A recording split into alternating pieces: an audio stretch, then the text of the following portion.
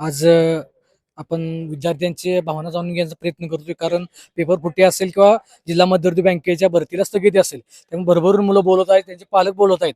आपण अजून काही मुलांच्या प्रतिक्रिया जाणून घेण्याचा, विद्यार्थ्यांच्या प्रतिक्रिया जाणून घेण्याचा प्रयत्न करत आहोत. आपल्यासोबत इथं काही विद्यार्थी आहेत, तर त्यांना विचारूया की त्यांच्या मनात सध्या काय भावना आहेत. मित्र नमस्कार, काय नाव तुझं?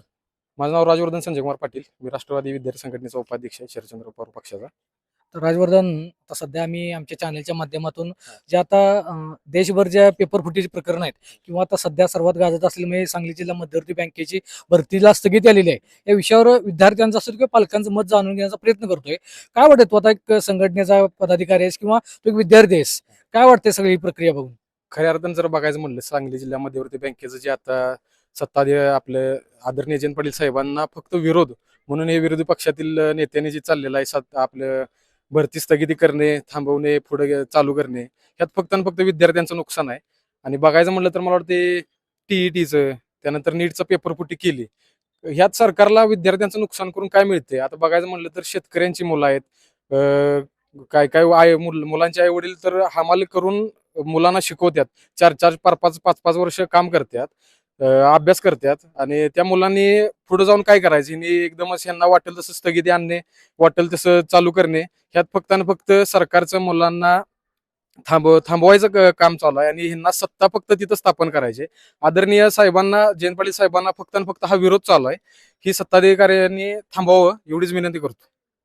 काय वाटतं तुला, कारण आता काय नुकसान होतं विद्यार्थ्यांचं? कारण आता तुम्ही सांगतोय त्या पद्धतीनं विद्यार्थ्यांना बराच खर्च असतोय, कारण तुमचे मेस असेल किंवा हॉस्टेलचे बाकीच्या इतर गोष्टी असतील, ट्रेल असेल, या गोष्टीचा खर्च ताळेबंद कसा होतोय? आता खऱ्या अर्थानं बघायचं म्हणलं तर आता ही मुलं आपल्या ह्या तालुक्यातलीच आहेत बऱ्यापैकी. काही काही मुलं लातूर, परभणी ह्या साईडनं आल्यात. ह्यातल्या मुलांचे प्रत्येकाचे आई वडील असे चांगल्याच पोस्टला आहेत असं नाही. कोण शेतकरी आहे, कोण कुठेतरी दुकानामध्ये कामाला जाते. ह्या मुलांनी अभ्यास एवढा करून, आणि ही जर विरोधकांचं जे चाललेलं आहे, ह्या विरोधकांना काय मिळतं? ह्या मुलांचं नुकसान करून काय मिळतंय?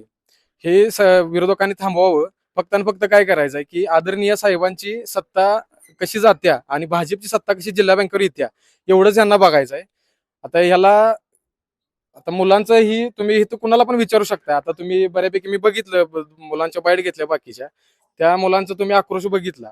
ह्याला जबाबदार विरोधी पक्षातील नेते आहेत का? एवढंच फक्त त्यांनी मला सांगा. तुला आता काय सांगायचं, सरकार विरोधी असू दे किंवा सत्ताधारी असू दे, इव्हन काय की विद्यार्थ्यांचं नुकसान नाही झालं पाहिजे, हा जे अंतिम ध्येय आहे.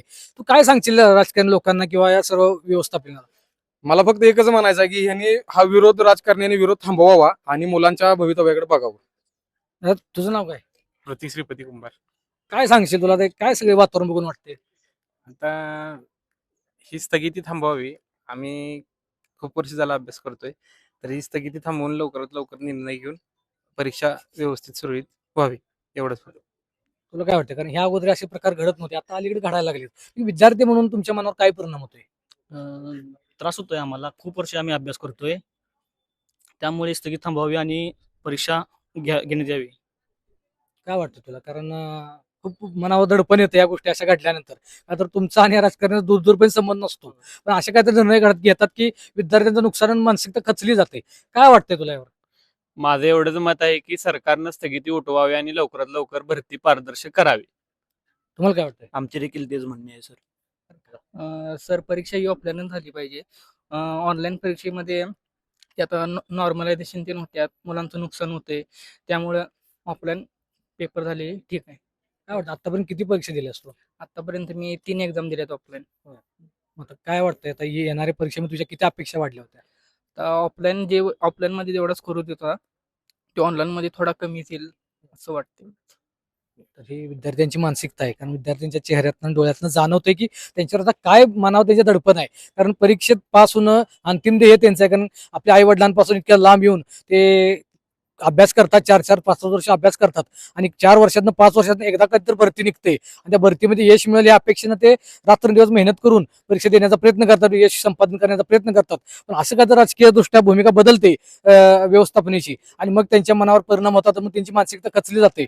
त्यामुळे कुठतरी राजकारणी लोकांनी त्यांच्या मनाचा, त्यांच्या परिस्थितीचा विचार करून या येणारे निर्णय असतील ते पारदर्शक घ्यावे, ही या विद्यार्थ्यांची अपेक्षा आहे.